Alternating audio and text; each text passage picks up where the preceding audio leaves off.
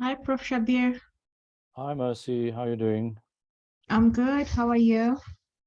Trying. I'm just wondering whether we're going to get any takers for today's meeting. Let's wait and see. I was also wondering the same thing. Hmm.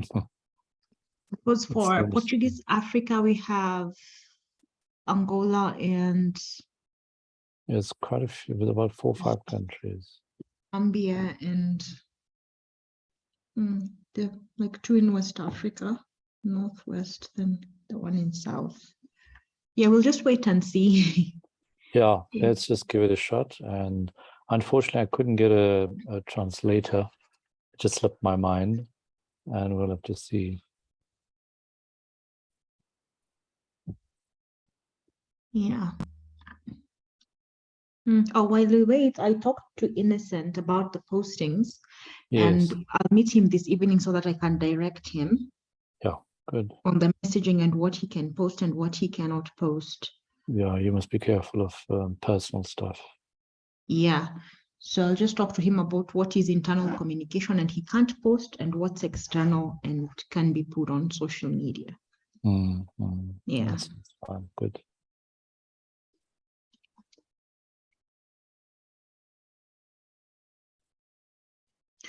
Oh, and when we get some time, I'd like to pick your brain a bit more about the model that you have in Chiawello, Yes. because yeah, so finally I've been deployed to coordinate a primary care network in one of the districts in my county. Okay. Yeah, so yeah, I'll just start like with setting up structures and seeing the resources that we have so that Yeah. we can move from there. Yeah. And I think the Chiawello model will be very helpful and just understanding how you manage to build it up. Yeah. In fact, I want to get everyone to come and to visit it. So I think getting them to see it will be much more useful, and then to understand the concept. I To agree. actually just see the people and hear them speak and understand what's been going on, rather than a story from me. But it is eminently doable, in my view, across Africa. And it isn't about who is sitting actually in that practice, because many a time people tend to think, oh, you've got a doctor, well, that's why you can do it. I think that's complete nonsense. Hi. Hi, Hi. everyone. Hi, Hi, Jamie. Jamie. Welcome. Hi, Mercy. Hi, Prof. How are you? I'm good. I'm Fine, good. We're thank hoping that we'll you. get some Portuguese speaking people. Nurka. Welcome, Nurka. And we are struggling because I don't have any Portuguese translators. So we are hoping that somebody will help us to at least make the conversation work well. But let's see, it may not be too many people. We can go rather slowly to ensure that everybody's on board. Yeah. We'll give it to about 5 past and then see how we can take the conversation forward.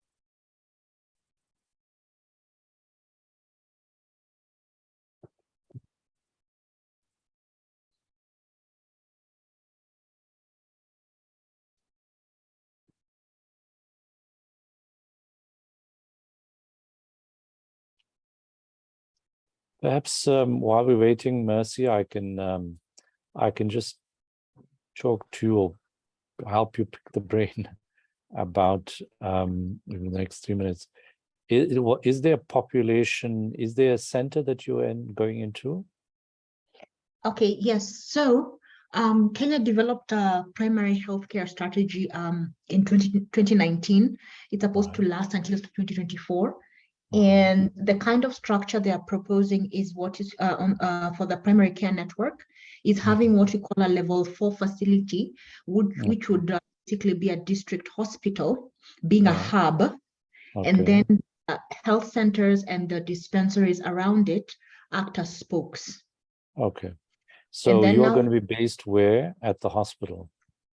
At the level 4 facility, but Which is my the role hospital, would be coordinating those services from the community level to connect them to the level 4 facility. Right, I guess I can see it. Okay. What's the population dependent on that level 4 facility? What's the sort of estimated, approximate? Approximately, I'd say 100,000. 100,000. Yes. Okay. And how many health centers do you have in that 100,000? I mean, do you have a sense of the number of centers and health centers and dispensaries or clinics and dispensaries? Not yet. I'm just waiting for the data from the sub-county public health officer who was there before. He said he'll send me the data. So I'm just waiting to see what the population is, where all the centers are located, because it's also based on our community health units. We have what is called the Nyumba Kumi system, where 10 households make up one community health unit. And then we have a community health volunteer health worker who serves the 10 households. Right. Okay. So there's one, and is that person paid or voluntary? That's what I need to find out, because I'm being told there are over 2,000 community health volunteers within the county, but I've not yet found out whether they are paid or not. Right. So that is also information I need to find out, because that would be very important in terms of going forward with the program. Because if they're not paid, it's going to be inconsistent. Yeah. I think that if I may just in just a minute just tell you that really the key about Shawelo, and that is in the South African context, is that the Shawelo community practices within a larger health center. That larger health center services about 300,000 people. And the nature of care for the 300,000 people, it's actually about 150,000 people. The others are indirect care. But the nature of the care is that people walk in, stand in a long queue, and they are seen as just a number by a clinician, sometimes a nurse, sometimes a doctor, and a mixture of nurses, but very impersonalized.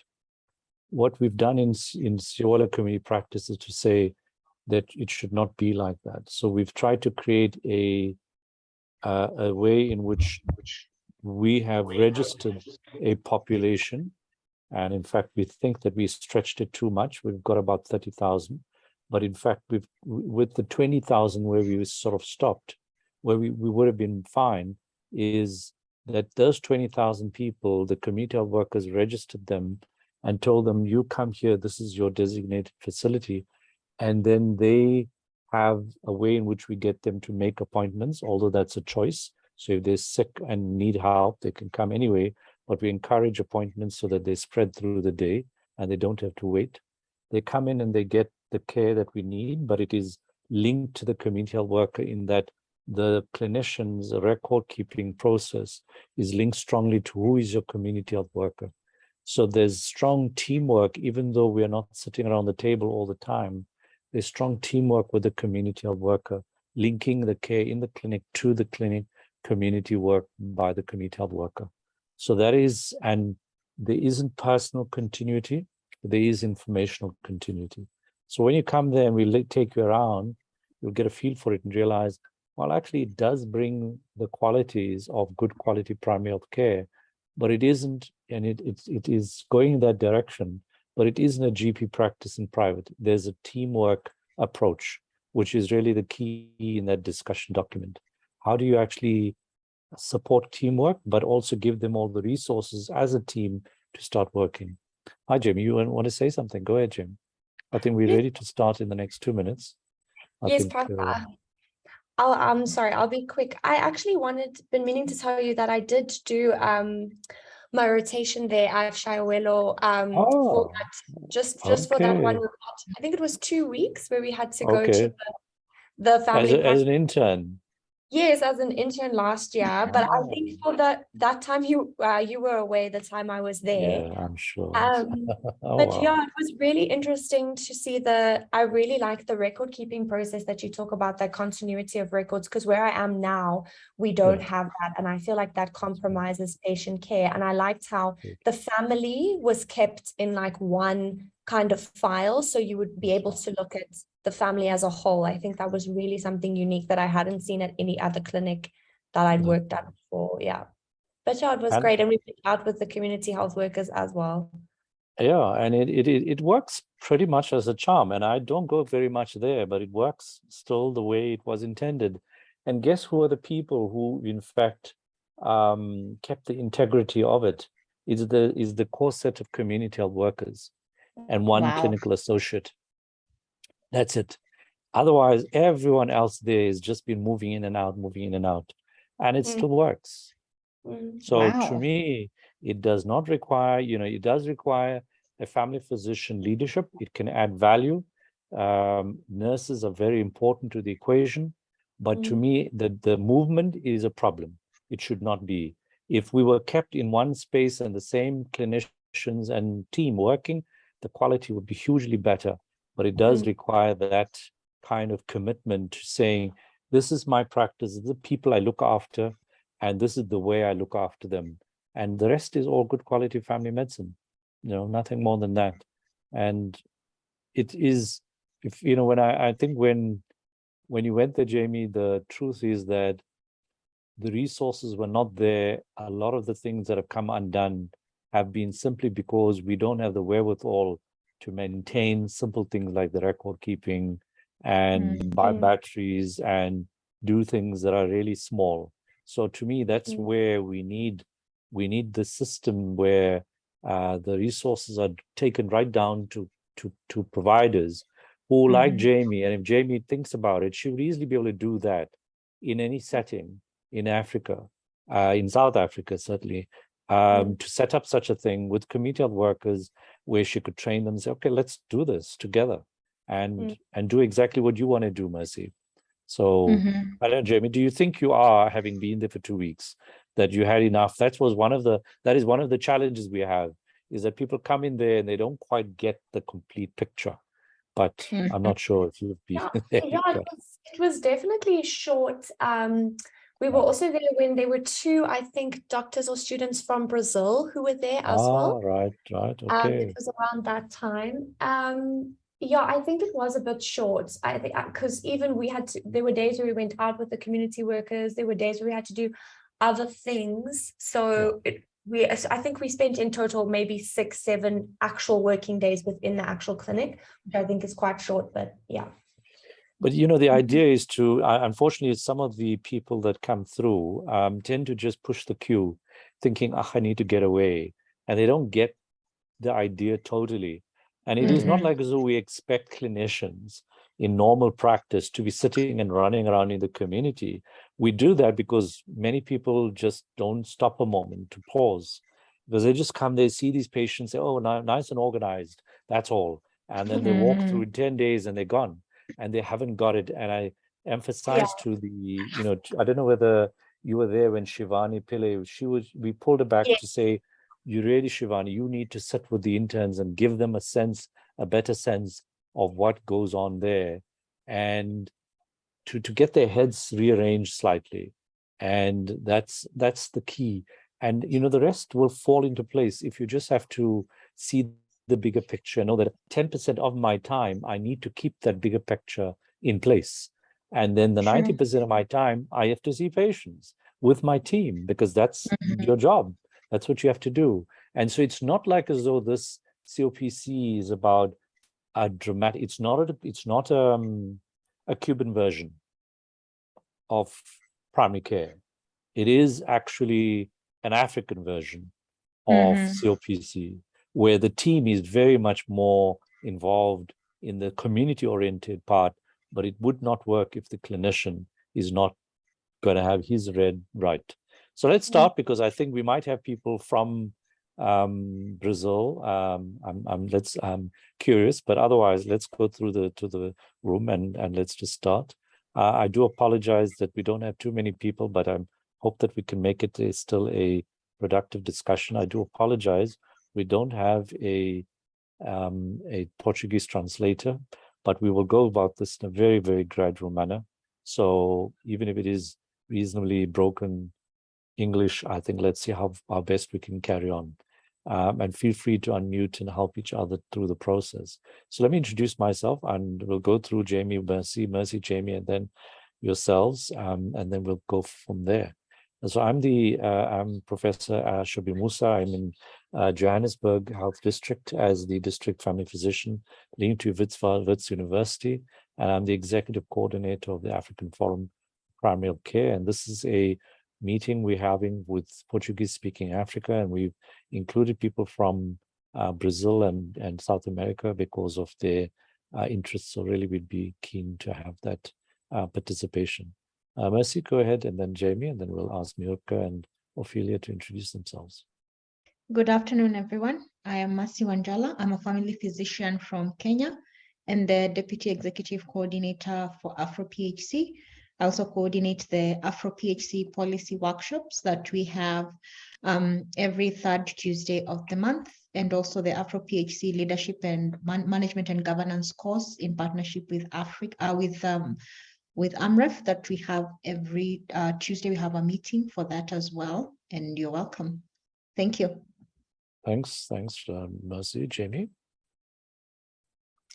Hi, everyone. My name is Jamie. I am a medical doctor from South Africa. I'm currently completing my community service medical year, and I'm part of the AfroPHC executive coordinating team.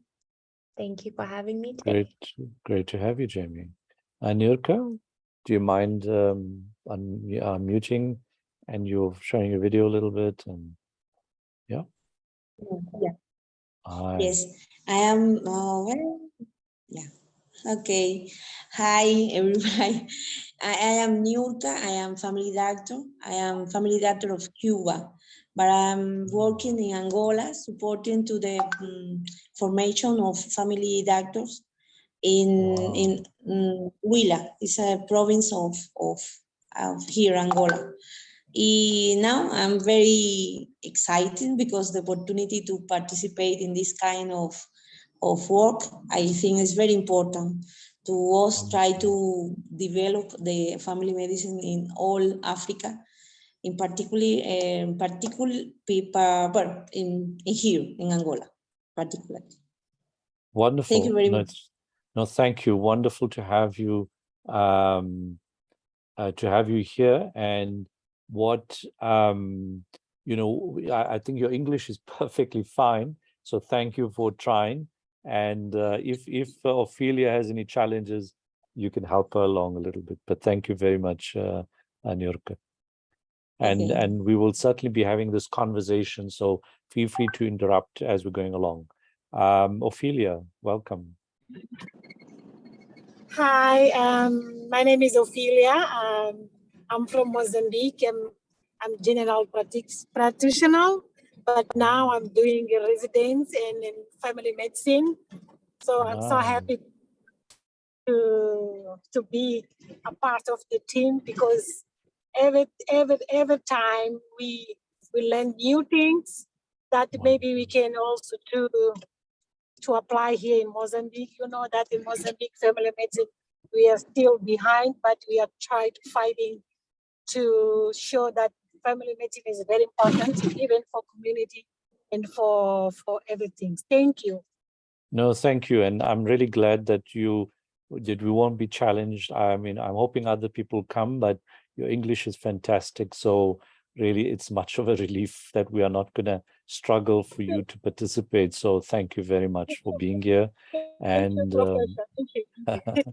wonderful. So I think we will talk, and at any point, if you don't understand, feel free to just stop us. It's a very small group, so don't be shy to say, can you stop, just go a little slow, or re-explain something, and we will go as easily, as simply as we can, but as comprehensively as we can. So thank you for joining us. I think that I'm going to just go through, or do you want to go through?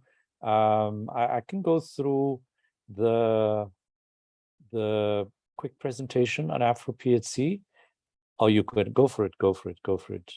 Thanks. So Mercy is going to share with you an introduction to the AfroPHC, and then Jamie is going to do a document which we are busy preparing.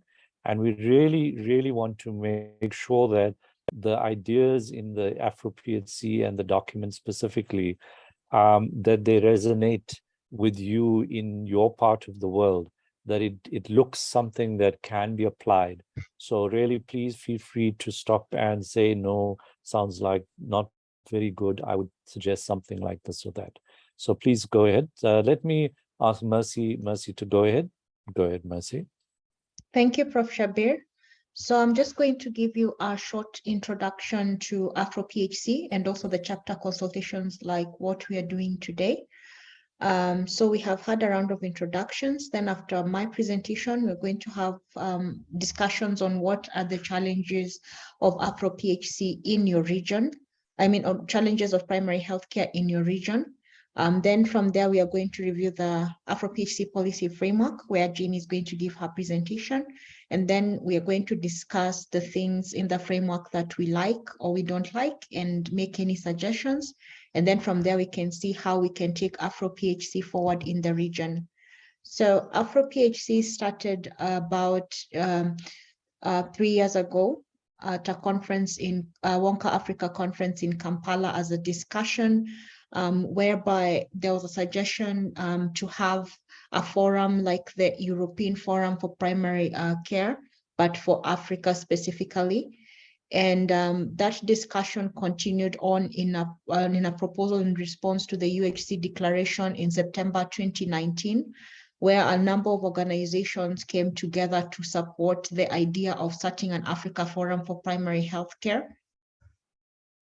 And also during the AfriPen August 2019 conference in Nairobi, a number of people, doctors, nurses came together to continue a discussion on how this AfroPHC would look like and who would be involved. So this is what the initial pitch for AfroPHC looked like. And it says, we as health workers on the front lines of primary care services in health systems of Africa and supporters of the primary health care approach are committed to achieving universal health coverage in Africa. However, it is very easy for UHC to be seen as a financial solution without the required reform in primary care service delivery. The centrality of primary health care to universal health coverage efforts may become lip service, especially when frontline primary care worker voices are ignored in Africa. We plan to bring together the leadership of all health workers at the coalface in African primary care and ensure that we all have a voice in policy on primary care and primary health care in Africa. We hope to develop an African Forum for Primary Healthcare as the voice of the primary care and primary healthcare team and its supporters, sharing and supporting each other in advocating for primary healthcare. So that was the initial proposal that was put forward as a justification of why we really need an Africa Forum for Primary Healthcare. So from there were workshops in 2020. We started with an introduction on during an online AfroPHC workshop. Then there was a launch workshop in the 9th to September 2020, which was the first joint exercise, which included just getting to know the team and what the community expects from primary healthcare and how the primary healthcare team should function. And from that launch workshop, there emerged an AfroPHC statement with the following key principles: primary healthcare as people-centered, with primary healthcare, human resources, capacity development, teamwork, and inclusive primary healthcare leadership and advocacy. From there was another AfroPHC for UHC workshop in December with reflections on the statements that had been produced earlier in September, and a discussion on workforce issues for primary healthcare in Africa. And then there was further discussion during the APN symposium in 2020 November.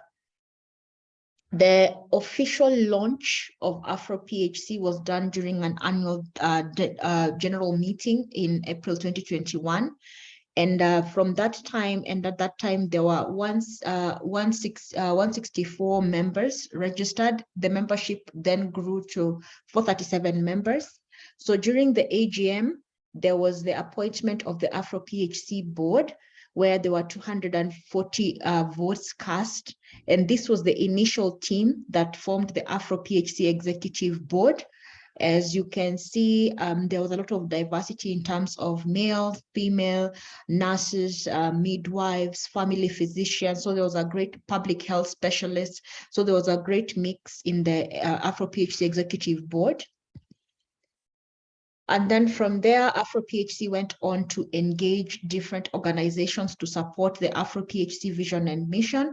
And currently we have 31 AfroPHC supporting organizations and an advisory board set up to help with the decision-making process. And also there's been engagement with the WHO on the Civil Society Commission. And we have also formed a youth hub where we are engaging young people and also former youth leaders from youth-led organizations and also student-led organizations to join AfroPHC and also support the vision and mission of AfroPHC and build their capacity for leadership in healthcare in Africa. So as part of the AfroPHC mission and vision, we have the policy workshops, which take place on the second Tuesday of every month from 11 to 2 p.m. GMT. In 2021, we had about 10 workshops on different topics: human resource management, human resource academic development, supporting community health workers, quality safety primary healthcare, among others. In 2022 so far, we have already had 7 workshops on different topics, and we have an upcoming workshop next month, which is September, on the role of women in primary healthcare in Africa. And then after that, we have health equity in primary healthcare in Africa. So we have so many topics that we usually discuss in the policy workshops and also discuss the way forward as Africa on those particular topics. Out of these workshops also has come out what you're going to discuss today, the policy document on building the primary healthcare team for universal health coverage in Africa. As part of capacity building for the primary healthcare workforce for primary healthcare in Africa, we have the leadership and management and governance for health system strengthening management course, which we are doing together in partnership with AMREF. In 2021, we had 798 people engaged, 18 completed and 92 are in progress. So we are hoping to exceed that number this year, 2022, where we have 372 engaged. But we have added the monthly meetings where we discuss the various topics so that we can encourage people to finish the course and also encourage knowledge sharing. We also have the clinical CPDs that take place every Thursday from 1 to 2 p.m. GMT with the NGO World Continuing Education Alliance as a partner. And we usually have about 500 to 600 people joining the CPD to build capacity in the clinical areas. Also, as part of training, AfroPHC has developed a program where we are working on a curriculum framework for a 2-year online clinical postgraduate diploma in family medicine, where we plan to do, where the course will be on for both for the general practitioners, that is doctors, for nurses, and also for clinical officers. So that is in the works. Then we also have a research arm, whereby we have the AfroPHC Systems Research Group with 298 interested.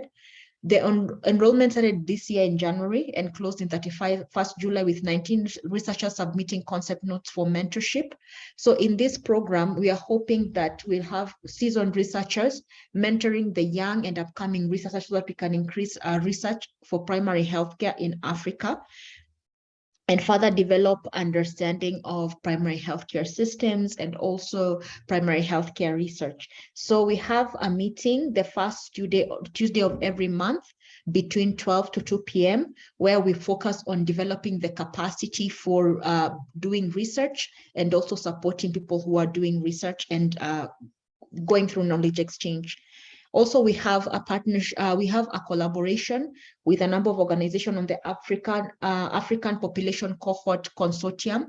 So this is a grant that was given to, it's about 7 organizations, I think. So the grant was given so that we can develop an African Population Cohort Consortium, and that is also in the works. In terms of how AfroPHC conducts its communication, we have a website, afrophc.org. If you go there, you will find all information about AfroPHC, including how to join AfroPHC and how to participate in the various activities for AfroPHC. We have a monthly newsletter that is sent to all members who have registered and are on the Google group that has more than 1,000 members. We also have various pages on social media, on Facebook, on Twitter, YouTube, and also more recently on WhatsApp, we have regional chapter groups where we are encouraging people to have discussion and also share knowledge and experience that is relevant to their region. In terms of how the AfroPHC administration works, we have an executive coordinator who is Prof. Shabir Musa, who is with us today. And with him is the executive coordination team, which is a team of volunteers who are supporting the executive coordinator in his various functions to run the policy workshops, to run the CPD, among other things.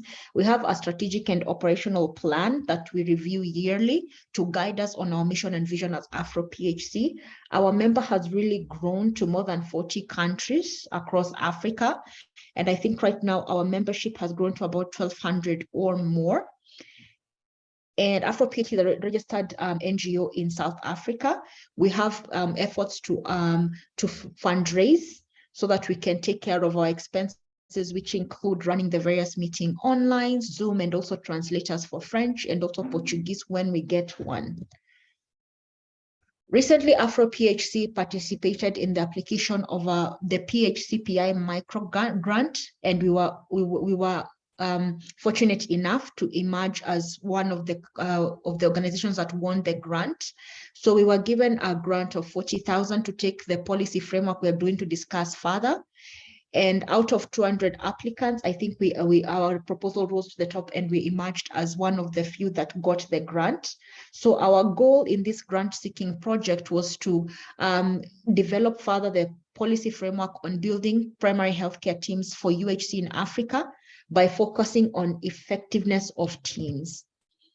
So as part of this process, we are doing the chapter consultations where AfroPHC has developed, has WhatsApp groups with members registered from different regions across Africa so that we can be able to engage better at the local level as AfroPHC and also get the views of the frontline healthcare workers in different regions on what the policy framework would mean for them and what they like in it and what they don't like in it. So over the next few weeks, every Friday, we have a policy consultation and so that we can get your views on the policy framework. So as part of the chapter consultation, we usually go through challenges of primary healthcare in the region so that we can better understand how different regions are handling PHC and their PHC systems. Then also we discuss the draft policy framework. We review it, people give their views and we have a discussion. And then we also discuss how to take AfroPHC forward in the region. How can we collaborate better? How can AfroPHC coordinate better with different countries and with different regions? And at the end of it, we always hope to form an interim regional task team that can help coordinate activities between AfroPHC and the regions. And with that, I say thank you, and I hand it over to Prof. Shabir in case anyone has any question. Also, Thank you, Mercy. Feel free to ask. Yeah. Yes, thank you very much. So feel free to ask any questions. If there's anything about AfroPHC's development that you feel you'd like to clarify, you're welcome to ask. It's been literally a 2-year period, very intense, lots of things happening, 3 years now, and I think it's gained in a lot of strength, achieved lots of things. So I think we're really grateful for the fact that that God has allowed us to have so many different great people come together in this great manner. So thank you for that. Nilka, Ophelia, any questions? No. It's very clear that you are working very, very hard. Thank you. Yes. Good. And No, I mean, they are wonderful. And I think it's places where we'd really be keen on you seeing whether you can participate, even add sort of some value, like in the workshops where you can suggest topics and ways in which we can take certain activities through. So if you have anything that you feel that's an interesting thing, we would really encourage different language groups to be part of that equation. And yourselves from Mozambique and Angola would really be really handy. So please, that door is always open. Just reach out to Mercy, who is going to be hopefully the new executive coordinator from October onwards, that will be coordinating lots of these activities for 2023 and be able to help you to gain from this experience. So please feel free.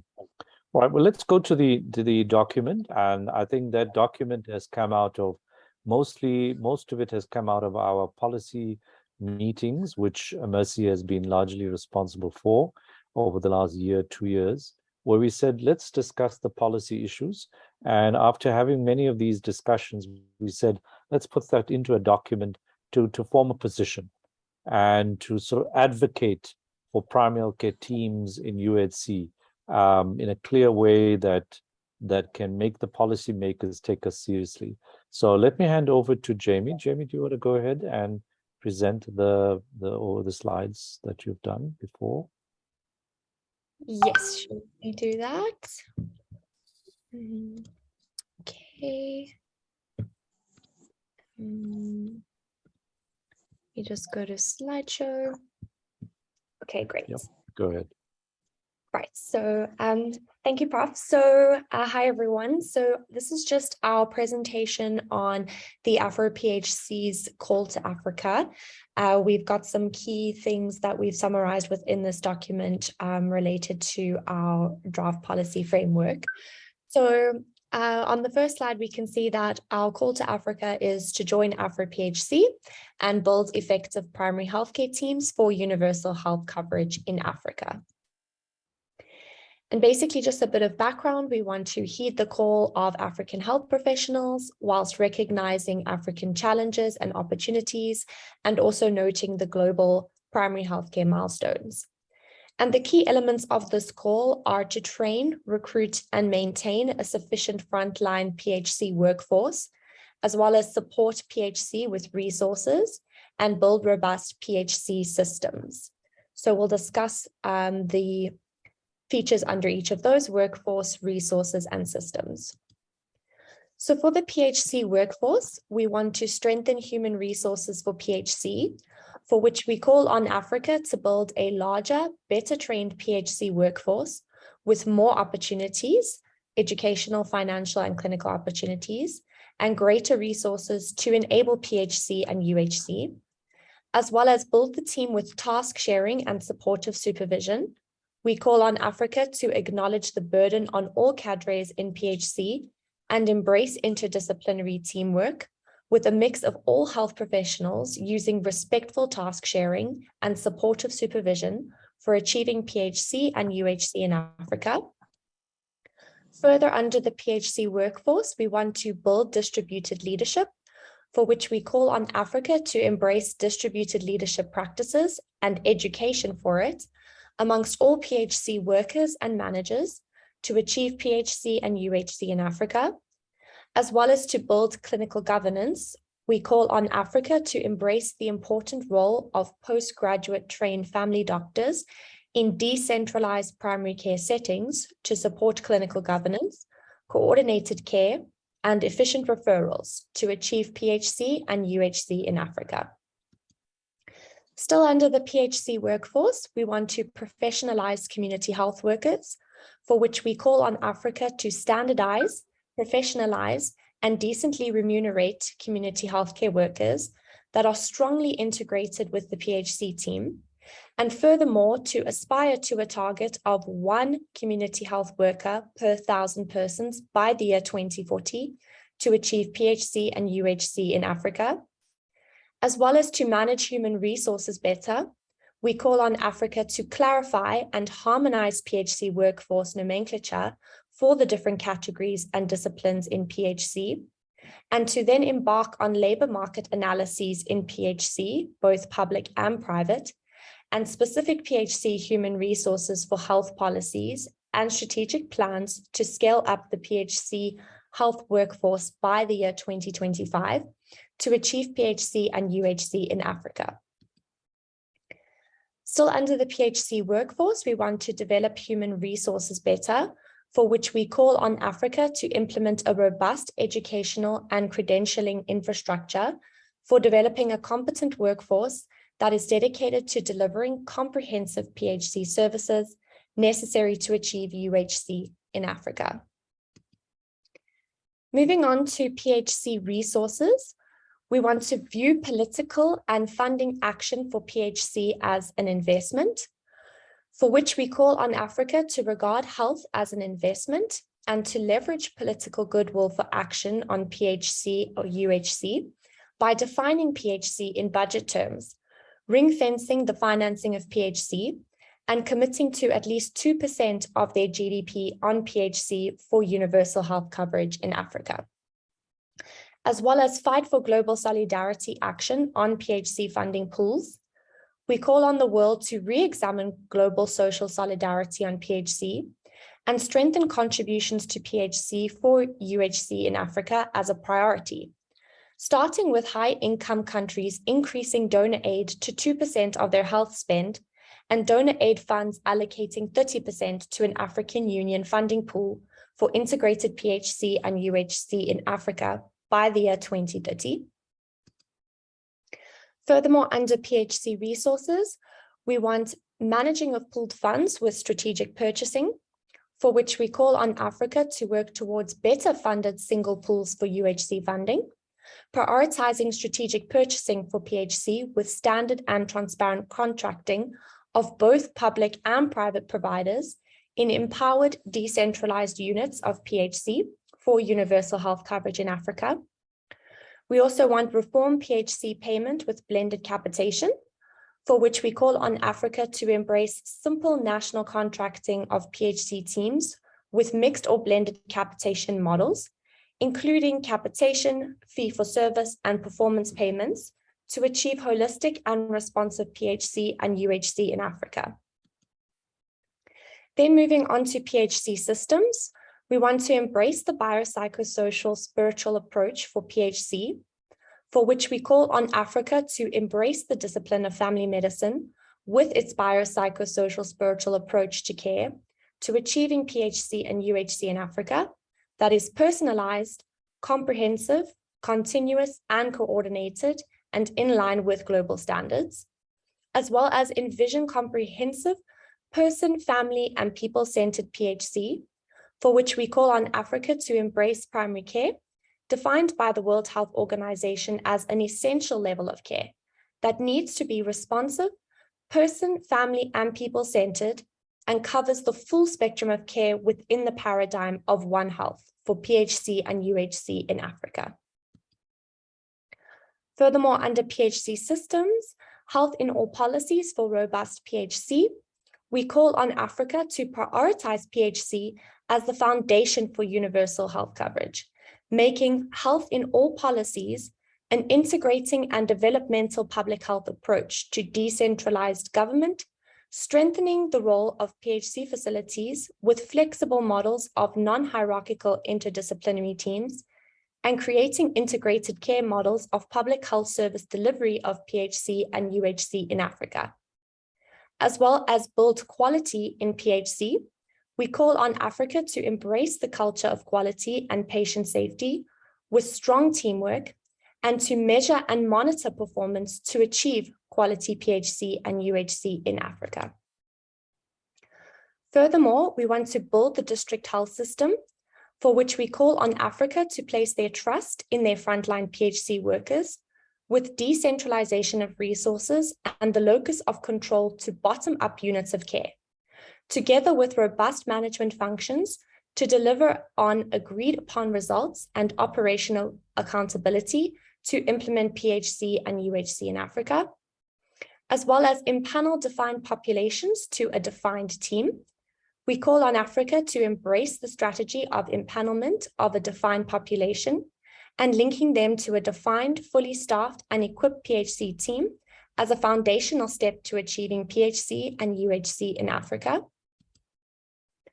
We also want to develop community-orientated primary care for Africa, for which we call on Africa to embrace community-orientated primary care in community practices of 30,000 by the year 2025, and aspire to community practices of 10,000 for achieving PHC and UHC in Africa by the year 2040. The blueprint for rural and marginalized health, we call on Africa to embrace the blueprint for rural health and rural-proof all health policies in order to support rural and marginalized primary health care comprehensively, especially creating step-ladder entry requirements for educational institutions and rural or marginalized student immersion for the full PHC team to achieve PHC and UHC in Africa. We also want innovative e-health that is patient and user-friendly, for which we call on Africa to embrace the variety of e-health solutions for PHC by ensuring that sustainable national e-health strategies are supported by accessible infrastructure, interoperability, and user-friendly designs that enable the PHC team and patients and populations to enhance quality and support new models of care in PHC and UHC in Africa. So in summary, we call on Africa to empower and build an effective PHC team to achieve PHC and UHC in Africa. And we, as the African Forum for Primary Healthcare, commit to educating, I don't know why that disappeared. Commit to educating and empowering our members to support this goal in any way we can. Okay, thank you. That is the end of the presentation. Thank you, Jamie. Thank you. I know it's a lot every time to present it, but you did very well. Thank you. Great. So Nilka, Ophelia, any thoughts, anything that you feel when you look at this document, some things you seem to like, they resonate nicely to you, if you can just mention them, things that you're not very clear about, that you'd like to talk more about, and then even if you don't agree with it. Yeah. Any comments? Yes, Nilka. No. I think this is very complete document. So okay. I feel that it's very difficult to try to put in execution. I don't know how can I say that try to put practice. In practice. That's it works. Yeah. Very difficult. Here I try to imagine I can do this type kind of things here. If you don't have policy voluntad, no sé cómo se dice, voluntad política, es que tengo entre portugués, Spanish and English. Political goodwill. No, exactly. Yes. Exactly. Yeah. It's very difficult Absolutely. to try to do anything. And Yes. I think that is a real problem here. Right. And but we need to try to do everything that is possible to develop this necessary kind of attention in the country. And I think it's exactly that, Nirka. You're saying attention. We need to find a document that will make the policymakers pay attention. We don't need to be necessarily perfect, but we have to try to do the best we can to actually get their attention. And there are two things that we're going to have to do, which is one is we're going to have to ask ourselves, what do we say to them to get their attention and get them to help us down this line? But the other side of it to ask is, what is it that we think we should be doing at a local level in relation to that document as well? And I think that in a way we are talking to that document to get the attention of the policymakers. But I think that we need to also understand what we need to do as well. So I think just listening to you made me think about that little nuance. You know, it feels like, you know, we're trying to reach to these people at the top, and are they going to listen to us? You know, it seems nice, but I think that's the key question. If you think it's good for you, in other words, it touches all the right things, that's a good point to start for us to get their attention, because we can't say things that are not something we believe in. We must believe in what we say in that document, but then we have got to try to do, as you say, get their attention. Ophelia, what do you think? What thoughts came to your mind? I'm going to come back to that question, Nirka, about how we also start doing things on the ground, which I think is exactly what we were having that discussion right at the beginning when you joined us, when Mercy was asking about Chiawelo. To me, there are things we can do on the ground to enhance this this policy document. It is not about policy advocacy. It is actually about doing something ourselves that says, see, I'm doing it, but help me do it better. And that's, I think, what we need to get to. Ophelia? Any thoughts from you? What did you like? What did you not like? Yeah. Well, teacher, when you talk, I remember when we are in final exam and then our teacher said, okay, now you will be family medical doctor. So when you go back to your place, what you will change? It's likely the same question. Well, yeah. Absolutely. So it's well, we need to. I think we need to rethink about which subjects we are using for primary, no? Yes. And try to make some change, not big, but a little by bit, just to show the government, or that is important. We can do, but in our way, but just to make them to think about this. Because for example, for now, I'm doing rotation in surgery. We have at least 5 people come with complication of diabetes, with SCARA, I don't know, ulcers, so diabetes. Yeah, so these kind of things we can prevent in community. We can talk in community. We can talk in primary care how to prevent this. So when we need to show them that is important to preventing. That's a big problem, especially for Mozambique. So if we have a nice, like a well document to describe, and we try to put it in practice, maybe we can change something and give them some attention. For example, yesterday I was reading 4 articles. So now like Mozambique is second country in the world with higher HIV, for example. So we need to talk about HIV again. We need to talk about non-communicable disease. So the big problem also for non-communicable disease is we can't have like a partner or a ONG to help this kind of disease. You know, we just have like malaria, tuberculosis, and HIV, but diabetes, hypertension, and some another non-communicable disease. We don't have like a big support for that.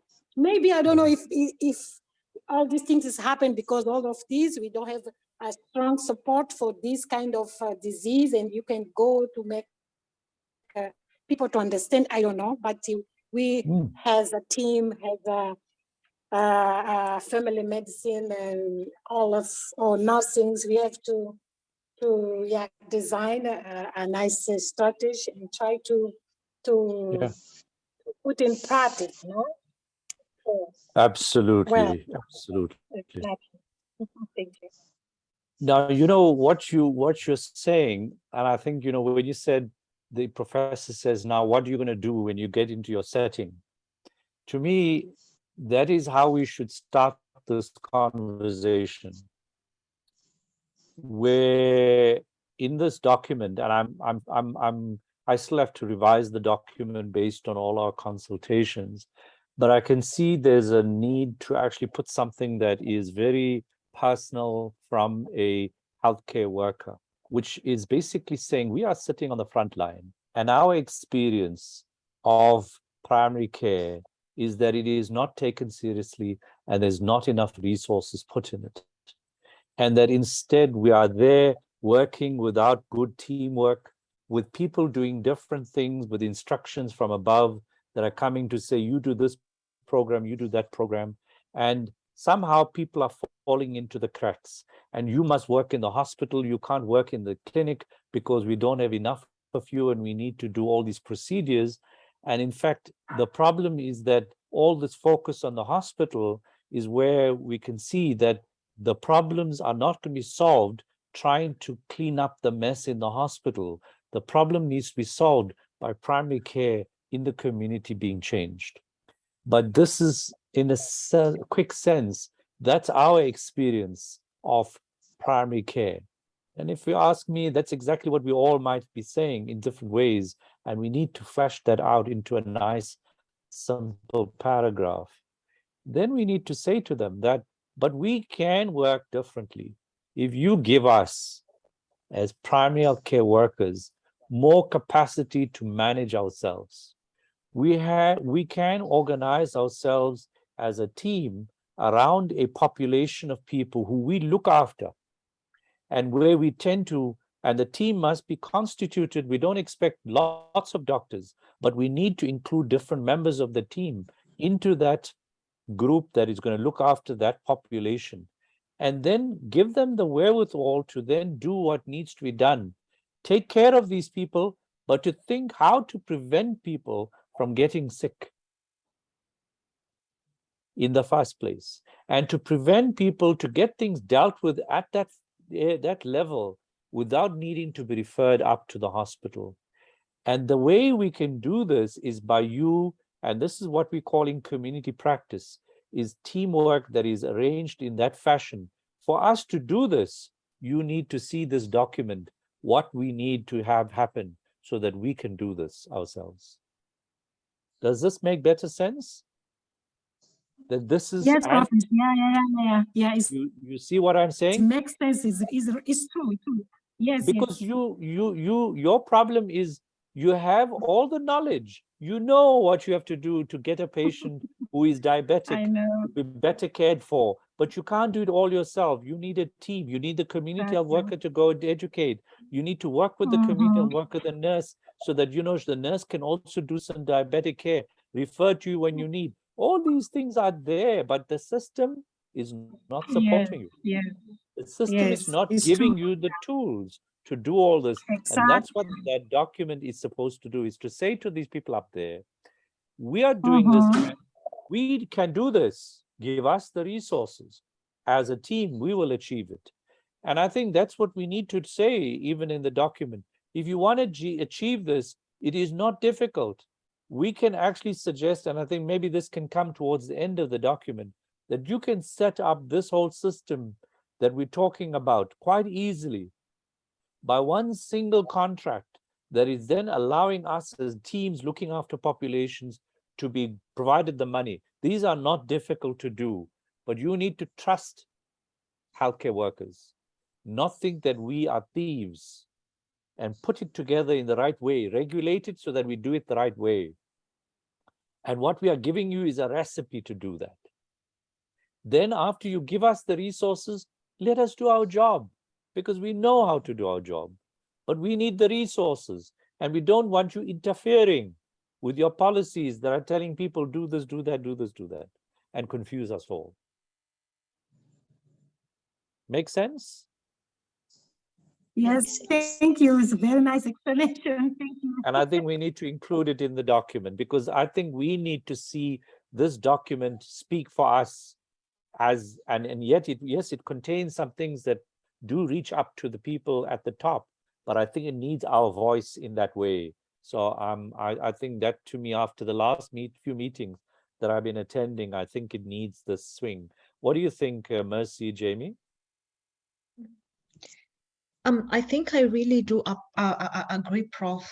And I also relate so much to what Ophelia has talked about, these vertical programs as a way of running primary healthcare. The health system is not helping anyone. Yeah. And the team-based approach is the way to go. You cannot do it by yourself. Even running the vertical programs, you cannot run them by yourself. And for the vertical programs, like you said, instead of bringing together the best expertise to work for a certain population, it just ends up dividing and dividing care and disintegrating care for so many populations, and making it so difficult for people to get fast contact care. So I do agree with that, and also with the fact that our voice needs to be heard there, because we know on the ground that you take me to a population somewhere, I can start from somewhere and set up this kind of community-oriented primary care. It is not rocket science. It's not that difficult, you know? No. So I think, yeah, it would be important for that to be heard in the document. It has been done somewhere before. It can be done, and it doesn't take as much as you think it does, because every time people see a policy document or a policy framework, they start thinking millions and millions of dollars need to go into that.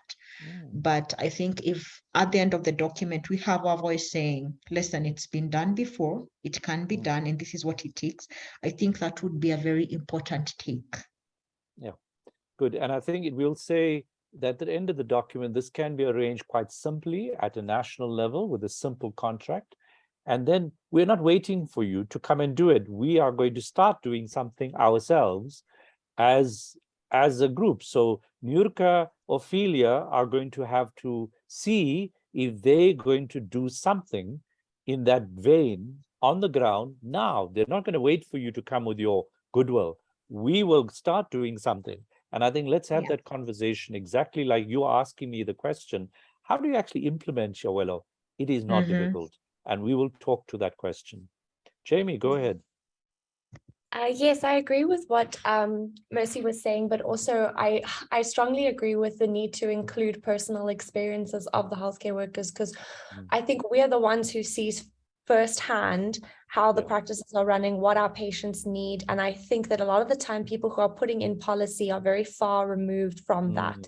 We're making the big decisions and they're not on the ground most of the time. And I think that there's this gap between their knowledge on that, on like higher policy making, and our knowledge on the community and what the community needs and what the practice needs. And I think that this document bridges that gap, which is really nice.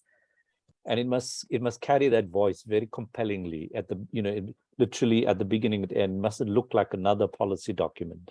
It must come in our voice, where, we health workers on the ground, literally saying X, Y, Z. So I think that's what we need to integrate it in the document. So I think that, like we're saying, this is our experience as healthcare workers on the ground. And this is what we would like to do. And if you want us to do it, then this document has all the little things that will help you to do it. And right at the end, you can do it with one simple contract. And there is an example of how that can be done. And we're not going to wait for you. We're going to get it done ourselves. We're going to start doing it as much as we can ourselves. So how do we do it ourselves? Let me end off by bringing that up.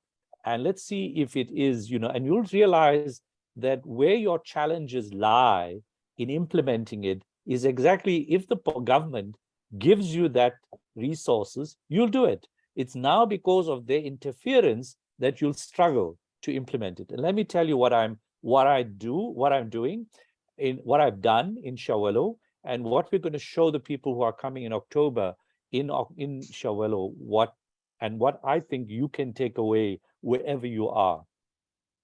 Essentially, I went into the community health center of Shawelo, which was there, and it was doing what everybody does all over. Perhaps there's not the same buildings, there's not the same, you might say, number of staff, but the same process happens. Patients come in, they stand in long queues, and they get seen by different cadres of healthcare worker, not always the best, but not very organized together. They just stand in lines in different pieces of this community health center.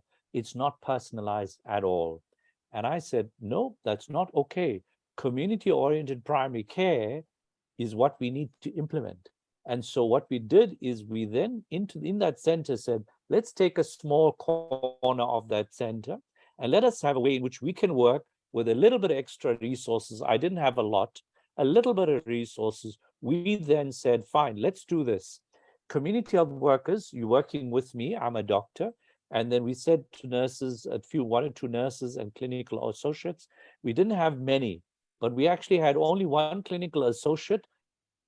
And we started off with 8 community health workers. Now, from there, one community health worker, one clinical officer, about 3 young medical doctors who are interns. Let me just mute. Yeah, one medical, 3 or 4 medical, well, actually interns, who are like primary care nurses. They very struggle with their ability to manage in that setting. And that's it. We have 2 nurses. But what we do is we have set about that space saying, let's do things differently. And what was the difference? The difference was very simple. We said, let's work closely with the community health worker.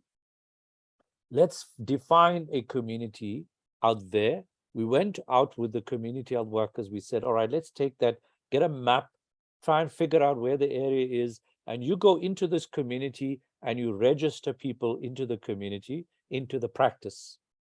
And in doing that, you tell the patient, the person in that family, that you have taken information on you, understanding what it is that, we can see in terms of your profile of illness, your profile of health, etc., who is in the family. And we then register you to then enter into that practice. So they come to the practice. In coming to the practice, when they come there, we create a file, which is a family folder, which is, and that again required resources. So we put a family folder together in which we have individual patient files, and we have a file for the community health worker.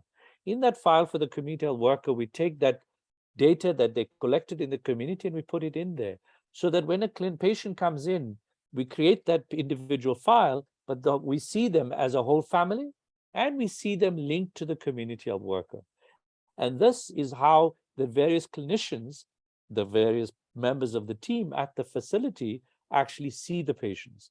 And as they see the patient, they say, we need you to be followed up by the community health worker. So they write notes in the community health worker file, and they pull that out and find a way to get it back to the community health worker. That's all, nothing more. The rest of what we do in the community, in the actual file, is good quality family medicine. We've got chronic care sheets, etc. But all that is resources, which if we have, we'll do. and we can improve on. But we work as a community looking after, as a team, looking after that population. And we started off thinking we'd start with 10,000, it eventually grew to 20,000.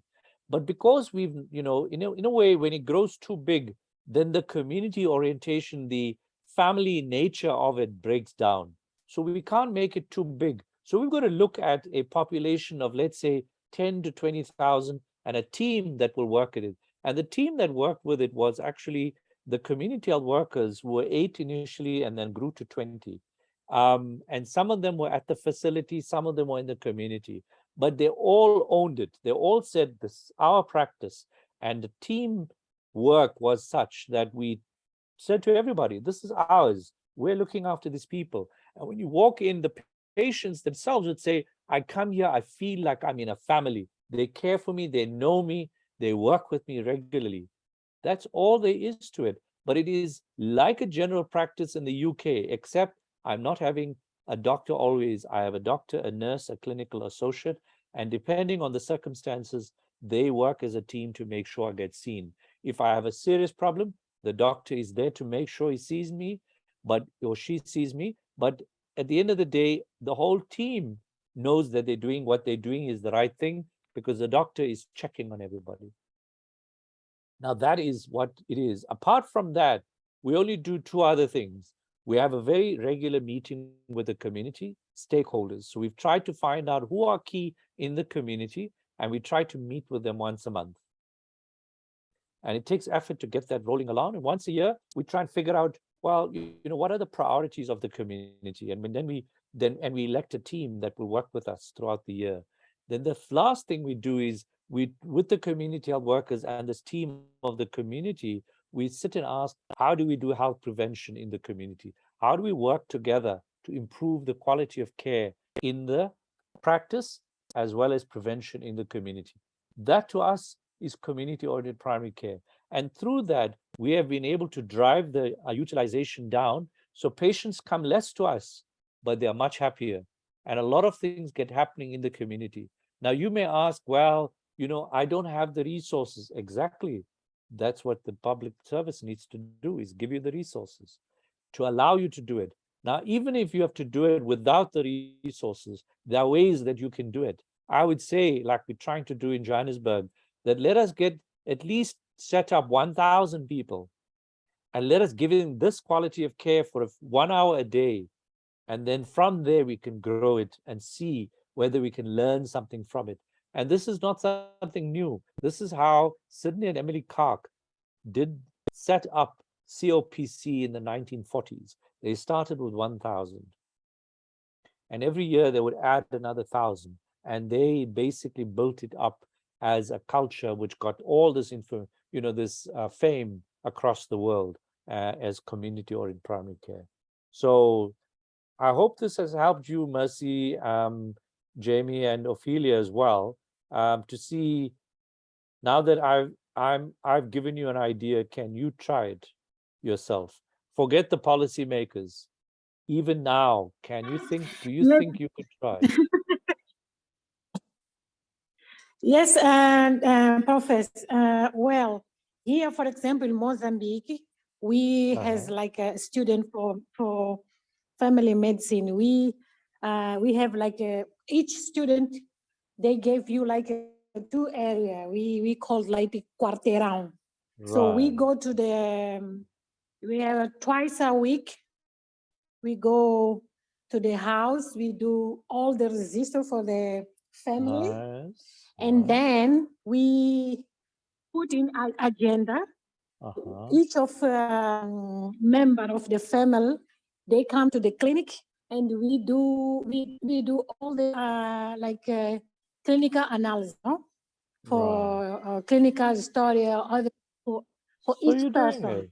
So yeah, we are doing because one of the part of the medicine family here is you have to do like you have to present how many people you have in your community, how many children you have, how many elders you have, how many diseases you find in the family, if you have a mental disease, hypertension, diabetes. We do all these things. So we need to build more capacity for, because we don't have a stronger, how can I say, help for those, but we do Good. those. We do Now this. Thank you that's for what we remembering us. need. That's what we have to get the support for you to do better. And the quick question is going to be from the policymakers Exactly. is going to be, but are you doing this? Is this realistic what you're doing? And we have to build up that realistic nature of it. And I know that what you're doing, we've got to ask the question. And that's what in this process we have begun to say, we can model, like in South Africa, we have said, if you have one doctor to 10,000 people, there are enough doctors to allow that to happen in the whole of the country. Can we do that modeling even in other countries to say, okay, one doctor to how many people, one nurse to how many people, or how many, let's say we start with one doctor to 50,000 people or 20,000 people. Well, how many nurses do we need besides that doctor? How many nurses do we have? And how many clinical officers do we have where we can distribute them, both public and private, that we can then say, this is the model for Mozambique.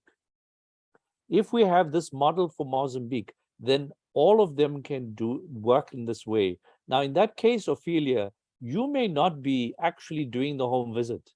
The home visit might be happening by the community health worker and the nurse, because you may not need to go, because you have to check, are they doing the right thing? That's why you have to learn it, because that's your studies. But in the real world, you may not be doing that. So we have to think through, in the real world of Mozambique, how are we going to structure the team? And that's what we want them to give us a chance. The policymakers give us a chance to start doing this modeling so that we can work out, let's say in the different countries, whether in Kenya or Mozambique or Botswana or Uganda, Angola, how can we model? And that is difficult work, but we need the policymakers to stop a moment and listen to us and see the path we are going down. Prof, I think I'm Well, actually very, oh, Go sorry. ahead. Oh, Go I'm very ahead. excited to hear Ophelia's experience, because I have always wondered if there's a country in Africa that is borrowing or doing what they do in Cuba. And what Ophelia has described is what is done in Cuba very and much like it. Brazil. The dispensarization, where Yeah. as a medical family medicine resident, you have to have 100% dispensarization of your population. That means you go to the what she just described, you visit the families, you categorize them according to their health status, Right. and then that is now dispensarization. And then now what she was describing, where you talk about the disease and everything, like a community diagnosis, it's called analysis de la situación de salud, whereby by the end of the rotation, of the first year of rotation as a family medicine resident, for Yes. your population, you need to have done a thorough analysis of the health situation in the population. Not only the demographics, but also the families, functionality of the families, where I divide them into, are they functional, dysfunctional, or severely dysfunctional, and all that. The environment, Yes. what did you find? Did you find air pollution? Did you find water pollution? Did you find places that keep mosquitoes that could cause dengue and such things? So I'm actually very encouraged and excited to see that Absolutely. the family medicine training in Mozambique is also as intense, because I Good. found that quite helpful in visualizing not only the health or treatment aspect of the population, but also the social determinants of health, where they live, where they stay, what is happening. Like, it helps you become such a well-rounded doctor and also team member, because if the And very epidemiologist preventive me oriented. right now, I can be Yes. able to tell the epidemiologist, if you're having dengue, it's coming from this area, because when I was doing my analysis, they had maybe a lot of bushes and stagnant water and no fumigation. And that becomes very helpful when you're taking care of a population. So I'm very glad, Ophelia, that is your training. And it will be very helpful to you when you're trying to set up something like what is in Chiwelo in terms of the primary care network. And now, as Prof. Shabir had said, how do we now make that practical in our setting and scale it up? Yes. Ophelia, you want to say something earlier? No, I think the colleagues, she told everything. We do all these things, but we don't alone, without nothing, without community help. Yeah, we don't alone like a student. We go to the house, we see all of these things, and then we call the families to come to the clinic. So some come and we does all the registration for the health, everything. So we don't alone without helping. So we don't have like a member or a keep or team member like with different skill. We don't have like this. We does all alone. Yeah. Now you see, at the end of the day, and I think it's excellent that you're doing it, and it's important as a registrar in family medicine that you are very involved in the whole process, which you are replicating in the model in Cuba. The difficulty we've got to acknowledge, and I think it's really important to do that, is that Cuba has basically got proportions of one doctor to something like 500 people in the population. Mercy, if I'm correct, please correct me, but I think that Yeah, that's where Cuba where is. we Yeah. are. It is very difficult for us to be in that position of having one doctor to 500 people in Africa for a long, long, long time. But the learning, nonetheless, like you say, that intensity of learning is really important. And in my view, even if you took 1,000 people and you looked after those people in that manner, as a registrar, you will do this learning very, very strongly, especially for 1 year that you really think hard, even longer if possible, that you take care of these people and bring them back to the clinic and work with them in the community and in their homes. One of the problems we're going to have is to ask ourselves, but that whilst it is useful for the doctor to learn and understand things, he needs to also learn how to work in a team. Yeah. Knowing that in the real world of Africa, he is not going to be able to do all those things himself. He is going to have to help, or she is going to have to help to support and coordinate a team to look after not just 1,000 people, but even sometimes 20,000 people. And how do they do that? And that, to me, is somewhat of the difficulty in the way in which we can move along. Now, in some ways, I would say we should be advocating strongly for that 1,000 people, at least in registrar training, but that we need to start modeling this large-scale 20,000 people team-based care and seeing how that can happen in the mix of cadres that are involved, because you can only learn properly to practice in teams if you learn in teams as well. So Yes. Yeah. we need to craft what might that future start looking at. And Shawelo is, in a way, that model crafted where we said, let's look at a model that could work in South Africa at scale.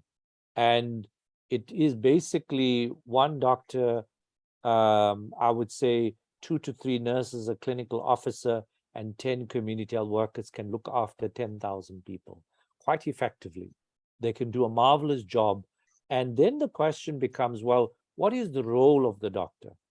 Well, the doctor's there as clearly as a clinician. He's a consultant. His work is to train, but he also has to look at clinical governance. What are the rest of the team doing so that he can check that they're doing the right thing? And he's not only doing things at the clinic, he has to do things in the community. So his role as a community champion is exactly what we need to ask. Now, many a time, young interns come into this experience at Shawelo and they say, but this is just a clinic. Isn't that, Jamie? That when you Yeah, came, it's just a clinic. It's just better organized. I don't, yeah, we aren't there for long enough to appreciate Appreciate it, Yeah. exactly. yeah, But definitely. the truth is that it is actually just like a clinic. But there are some very important things that don't take a lot of time of the doctor, but it's so easy for those who pass through to miss. And that bit that, and Jamie, and we try to emphasize it, and they do get it somewhat, is for the doctor to actually know, I'm seeing patients, but I'm not looking after patients, I'm looking after population. And so while I'm seeing the patients, my back of my mind, I'm asking, hang on, where is this patient sitting here? Why didn't the nurse deal with this? Why didn't the community health worker deal with this? I need to follow that up. And so he's seeing patients all the time, but he's always looking at the fact that, what about the patient at home? And so I sit and meet with this community health worker once a week. What's going on? Why is this patient who came to see me not getting your education? Because I see that the condition came, I saw a complication, but you have not done your work. Do you know what you're supposed to do? Are you aware that you need to educate the patient about foot care? And that patient came to me with an ulcer. What are you doing? Because it's your patient. Tell me what it is that you're supposed to do. And like that, that doctor has got the population in his head, even though it's just like, now that's what Jamie and them often miss. There's interns, they come through, but they don't keep the population in their brain.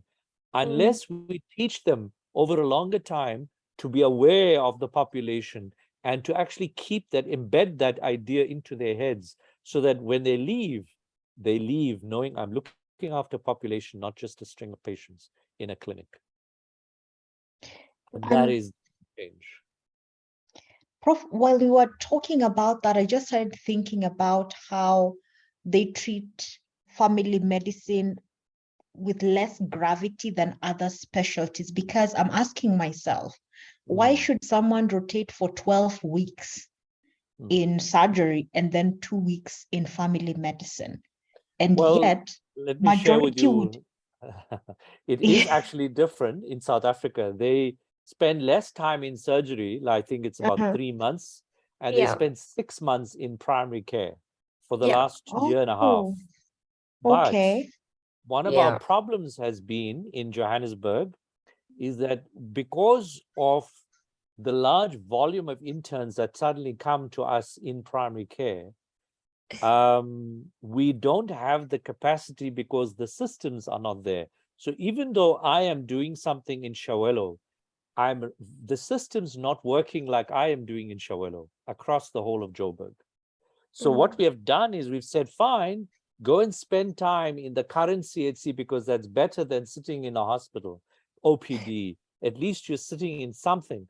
But because we've got literally 150 interns in Johannesburg for 6 months, we can't put 150 of them into this one space of Shawelo. So what we have done is we have said, okay, out of this 150, about 60 effectively spend 3 months in primary care. And then of them, we give them 2 weeks to come through. So they're about 4 or 5. And that too, we still have problems because there are 4 and 5 interns coming to Shawelo, we are not that big. So they actually come there and they say, but this is so nice and easy. It's just a nice, easy clinic where I see a few patients, not knowing what actually went into it. And unfortunately, I've trained Shivani to try and train the interns to understand this, but it does get lost in translation where they don't see the bigger picture. So it is a system change that you'll be faced with. And Johannesburg's exceptional because we have such a large number of interns. So that's why Jamie comes for 2 weeks and not 6 months as we would have. Okay, I get it now, because I was wondering, like, 2 weeks is not enough because they're trying to do the same for our interns here. In fact, there was a doctor calling me the other day to ask me if he can send me some interns because there's a community health rotation. Right. And if you're getting them for a long time, and if you organize like this, then you're really going to embed that idea into their heads better. Okay. Yeah, and it's the same Ophelia. Yeah. Go ahead, Jamie. No, I was just going to say, Mercy, I was part of the first year that they changed the family medicine rotation and made it 6 months. Every year before that, it was much shorter, I think 3 months, and we were spending 4 months in surgery, 4 months in medicine, 4 months in obs and gynae, and 4 months in pediatrics. So they took a month from each of those rotations and gave it to primary care and family medicine. So it's very new. I think this would only be the second year now. Yeah, where they've done 6 months. So I think we also had just a few like teething problems with the whole program just in general, because it was the first year that it was being done. And I think a lot of clinics were, yes, like Prof said, we have so many interns. What do we do with them, almost kind of thing? Yeah. And they end up doing the wrong thing where the nurses are making them just push patients without actually employing the right approach in teamwork. Definitely, that's exactly what happened. Yeah, I think there would be a need to structure that program, because in Cuba as well, in my consultorium, we used to get students all the way from first year. So we'd get from first year, some from third year, some from fourth and fifth year.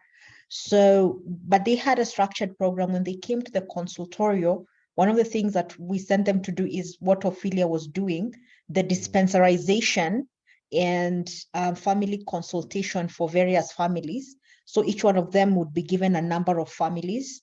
You have to go and do like a thorough analysis and then come back and present, or we go with you outside and then you go and do it and we watch how you do it, or we show you how to do it and then you come back and present and also do the analysis. So that even starts even for the undergraduates as well, because the undergraduates in Cuba are also required to rotate in family medicine at certain points during their training. Then after that, there's a mandatory 3-year residency program for all Cubans, except unless you're exceptional and you're valedictorian, then you get to choose a specialty right from internship. But if you're not, then you have to do 3-year mandatory family medicine residency before joining any other program that you'd want to choose. So all that would make most of the doctors in Cuba are family physicians first. Yeah. You're absolutely right. I think the challenge and I think that's what Jamie was mentioning, we do try to do some sort of sensitization of work with the community health worker, to go out with the community health worker and to a couple of things like that, where they join a club that we started in the community. But it's nominal because there's just too many interns and not enough time to like rearrange it. So I think we do need to think carefully about how to make the experience in Shewala a bit deeper, but it's just too short a time. If you come there, you're literally 2 weeks and you're gone. It is very intensive then to arrange that learning program for the interns every 2 weeks, and that too, the 2 weeks has to be swapped around so that you're literally going to do it weekly to get them to understand. It's really very intense, and we are probably going to have to think through how we achieve that. But I think, Mercy, that question speaks, the challenge we have in Joburg is about the system. And we tried in the community health center to rearrange the entire community health center into teams looking after populations. But the nurses rebelled. They refused. And so there's a huge system inertia, because the system is the staff are very used to the idea of doing things with the mentality of next and next, because then they can disappear. They're not very accountable. They can leave early. There's a lot of benefit in being impersonal. Becoming personalized becomes very noticeable when you're not there. And that's what they have been used to. And that's what the whole primary care system has become, a place where people can easily duck around. Exactly. And I think that lack of accountability is a huge challenge, because I'm also thinking of our own setup. Like, we need to be more accountable, because whether you get consultants or medical officers or whoever you get, people don't want to stay. They want to have an arrangement, a local arrangement, right? We are 4 of us. So I work the whole of this week, then you work the whole of next week, and then I'm free for the next 3 weeks to go and do something else. And I think that lack of accountability makes it very difficult to make changes in the system and do what needs to be done, because I don't know if I was having a discussion with somebody or what it was, but the issue of consistency and patients needing consistency, because I don't want to see 15,000 different doctors all the time. Exactly. I want consistency. I want constance where I come. I don't come today and then until the doctor is not around, come tomorrow or next week. I want to come knowing that whenever I come, the doctor will be here. Whenever I come, the nurse will be here. Or even if it's not the doctor there, the nurse knows what to do Yes, and will a do it team. for People me. are okay So with the that, team. yeah, that consistency is what is really lacking. It's not a matter of who sees me. It's a matter of somebody is there to see Somebody me cares for me. and to They're see there me for me. well when I Yes. come. Yeah, and that is lacking because of that lack of accountability amongst us. Absolutely, absolutely. Yeah, And that's what we need to write into that introduction paragraph. You know, that we are using the system of lack of accountability, and this system needs to call us to account. true, true. Because when I'm just thinking about how Cuba was and how efficient it was, like we'd wake up in the morning, you don't know that a certain consultory, which is like a clinic somewhere, is lurking a nurse or a doctor or a resident. But the person coordinating the primary healthcare team from the polyclinic knows, and it is written in a document somewhere. If Right. a family doctor falls sick or is not there, then it is up to the polyclinic director to arrange for someone in their stead, such that there's always continuity of care. Like I remember there's a time I went to cover another consultory because by that time I was a senior resident. So when there was no family doctor there for a week because she fell ill, I was sent there to work with the nurse there to see the patient. And it wasn't difficult for me because one, the nurse knows all the patients. Yes. Two, the nurse knows the program of the family doctor in that consultory. So when I went to fill in, it wasn't that hard for me. I could just walk into that other doctor's shoes, even without the patients feeling it, because the nurse knows them very well. She gives me the history, she gives everything, and care continues. So you see that kind of teamwork is very crucial, especially for the person coordinating, because the director will just be like, oh, I have 2 residents on this side. Is there a senior resident right there? Okay, let the senior resident go here for a week, and then that happens. So because people are accountable, people don't go around complaining. We understand we are working as a team. When one is down, you just go and cover them.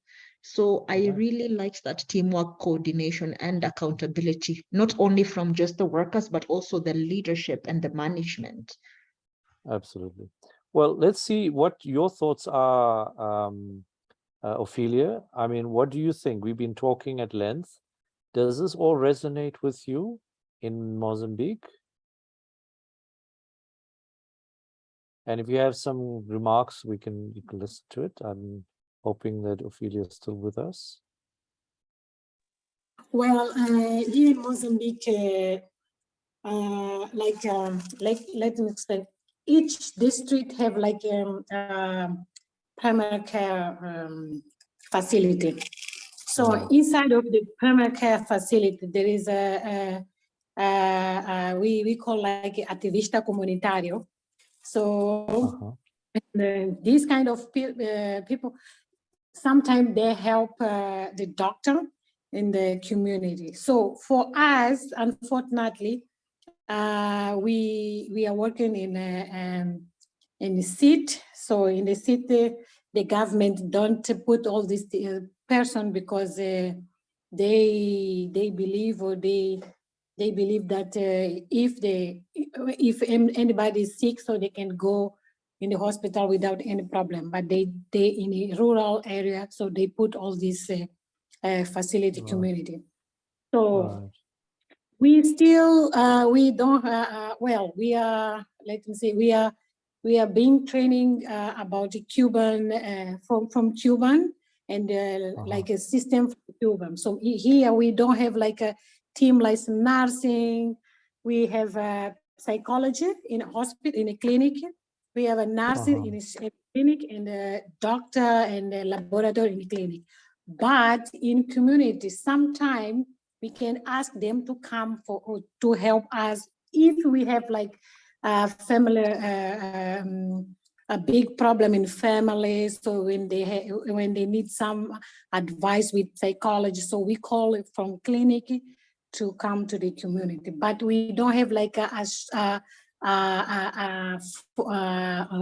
team with all these guys together. The team that the government or for the district hospital they accept. We don't have that, but we can ask for help if we need, or if we feel some that we need some help from nursing or from psychology, even from laboratory. Sometimes we took some laboratory to come to the community, so to collect the blood. So and we also, and then we take the blood again to the laboratory, do analysis and things like that. We do here, but it's not like an official team that was formed. Yes. But I agree with the colleagues. It's very important to work with team, because with team you can have more. What can I say?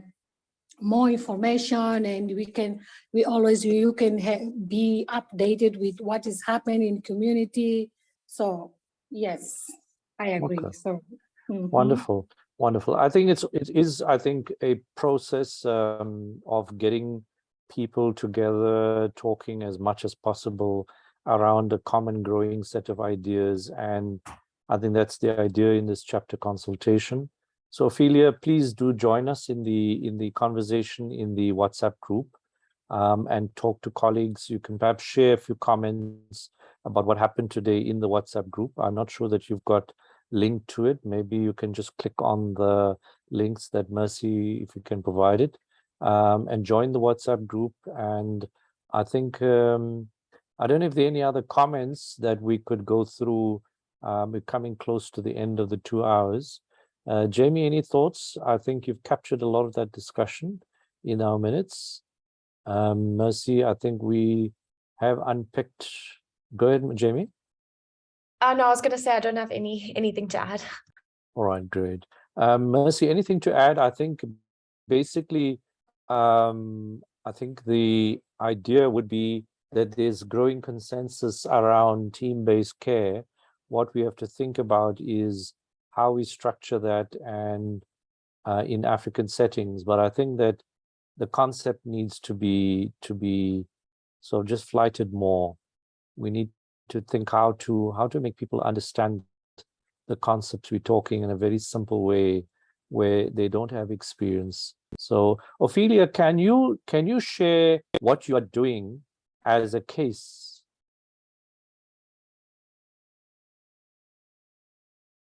In a way, even when you are talking about volunteering, working with people where they're not necessarily part of the team, but the way you do it and you involve people is trying to build effective teamwork.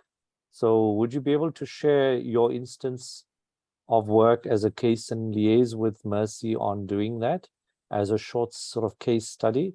It would really sounds like it would be really good if you can do that. yes, I can try. I can write something. I don't know, and then I would share with Professor, and then yes, okay, Mercy, you can. Yeah, the requirements are 500 words, Mercy. Yeah, yes, up to 500 500 words. case. Yes, and just about how for you at your primary healthcare level, how you work. So just how you work with what you've called the activista, the comunitario, which I think is the community health workers, and how you invite people in when you need help at the primary healthcare level. So it's just basically a case study about how you're working as a team or what your team looks like at the primary healthcare level, and it shouldn't be more than 500 words. And it's more or less what you've told us already. So if you just take what you've told us and write it up, sounds like it would be quite useful. And the link to the WhatsApp, I've put the link to the WhatsApp group in the chat. And then maybe the case study requirements, you could just put that link too. Yes. If you go onto the website, Ophelia, you'll see it there. And there's a prize as well for the best of them. So feel free to submit. Okay, thank you. I will do that. And before Wonderful. I will share with you, teacher. Oh yeah, Just and to include review my English. pictures and video or anything like that. So go look at the I have a lot requirement. of pictures for the community also. Maybe I can. Right. Yes. Also. Wonderful. Okay, thank Do that. Do that. Sounds great. We'll be really waiting for that. All right, Mercy, anything else that you'd like to raise? I think we have reached, I think, the end of the 2 hours. Anything you'd like to add? No, Prof, just to encourage Ophelia to join our policy workshops. Yes, I think you'll find the discussions there very useful. And yeah, and also just to look at the rest of what we have on AfroPHC and see whether you can join even in terms of research as a researcher and any other activities you can join, because I believe you have a lot to contribute from your experience and also from your training, which will be quite helpful to the larger group as well. Absolutely. So welcome, Ophelia. Thank you. I will. I will join with Wonderful. you. Thank you. Good, good. Well, let's call it a day then. Thank you all very much. Ophelia, it was great to have you with us. Mercy, Jamie, thanks for being here. And you'll just send me notes after that, and then we'll post this up. Thank you all. Take care now. Bye-bye. Thank you. Thank you, Bye-bye. everyone. Bye. Bye-bye. Bye. Bye. Bye. Bye.